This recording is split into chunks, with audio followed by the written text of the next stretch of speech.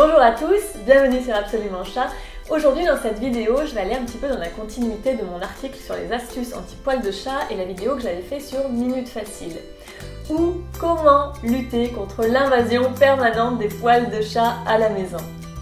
Et oui, si l'amour de nos chats, c'est le paradis, leurs poils, c'est l'enfer. Et puis il n'y a pas que les poils de chat aussi, il y a aussi des petits grains de litière un peu partout, parfois des petits éclats de croquettes aussi qui traînent à droite à gauche. Et puis il n'y a pas que nos chats, si vous êtes comme moi, vous retrouverez des cheveux aussi partout. Alors c'est pas toujours évident d'avoir une hygiène parfaite à la maison tous les jours. Moi, la corvée du ménage, c'est l'enfer, je déteste ça. Et bien grâce à cet objet, j'avoue que je respire. Alors je vais vous parler aujourd'hui d'un robot aspirateur, mais pas comme les autres, le Amibot Prime H2O de la société Best of Robots. Alors vous vous direz peut-être que c'est juste un aspirateur. Oui et non, l'avantage, pour moi en tout cas immense de cet aspirateur, c'est qu'il travaille tout seul, c'est-à-dire que pendant qu'il aspire et qu'il lave, moi je peux vaquer à mes occupations, donc j'ai plus du tout à me soucier de rien. Alors là, je déballe le colis, je vais vous montrer tout ce qu'il y a.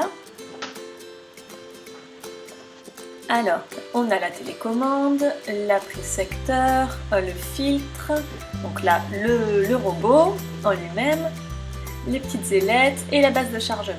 Ce que vous voyez en bleu, c'est la lingette avec le petit réservoir d'eau pour la fonction H2O, donc pour le nettoyage du sol avec la lingette humide. Là, j'installe les petites ailettes qui vont tourner et ramener toutes les poussières dans le centre où il y a l'aspiration qui est très puissante. Alors le temps de chargement recommandé avant la première utilisation, c'est 12 heures. Voilà le robot. Là, alors j'ai mis un petit peu de savon dans le réservoir d'eau, mais on peut mettre juste de l'eau, on peut mettre du détergent.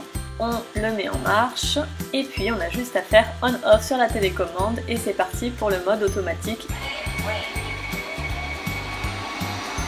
Avec la télécommande, on peut aussi diriger le robot et puis choisir des modes particuliers. Alors mes chats n'ont pas eu peur, ils étaient plutôt intrigués, contrairement à l'aspirateur classique où ils sont complètement effrayés, ils courent, ils vont se cacher même avant que j'ai pu mettre l'aspirateur en marche. Là ils sont plutôt curieux, ils restent dans la pièce, ils regardent, ils observent. Alors ils sont pas encore en train de faire une balade dessus comme on a pu le voir sur certaines vidéos sur YouTube, mais je pense qu'avec le temps ça fera vraiment partie d'un objet de leur quotidien et ça les intriguera peut-être même plus. Ça passe très bien sous les meubles. Alors là, j'ai mis le mode spot. Du coup, le robot va juste tourner en rond pour s'occuper d'une zone plus sale. Alors après, on peut le remettre en mode automatique, il n'y a pas de souci là-dessus. Alors là, vous me direz, oui, quand on passe soi-même l'aspirateur, on va certainement plus vite, possible, mais là, il fait le boulot tout seul et il lave en même temps. Donc même si c'est pas le passage d'une serpillière, c'est quand même du nettoyage. Moi je trouve ça plutôt très bien. Hop, il passe à la chambre. Ça je fais visiter mon intérieur. Le parquet, du lino, le carrelage, ça fonctionne très bien. Pour l'utilisation sur de la moquette, il faut plutôt prendre un robot adéquat. Donc ce ne sera pas ce modèle-là. Pour les escaliers, il n'y a aucun problème, les capteurs de vide font très bien leur travail parce que l'aspirateur n'est pas tombé, donc c'est plutôt super, c'est-à-dire que moi pendant ce temps je peux être en bas, je peux travailler et je ne me soucie de rien. Donc là sur le carrelage, nickel, il n'y a rien à dire, ça fait son boulot, on voit bien les ailettes qui tournent, qui vont chercher dans les recoins. Et là il retourne à sa base de chargement tout seul. Alors on peut décider aussi avec la télécommande en appuyant sur Home qu'on le ramène. Sinon, une fois qu'il a terminé son cycle de nettoyage, il va aller retrouver sa petite base de chargement lui-même.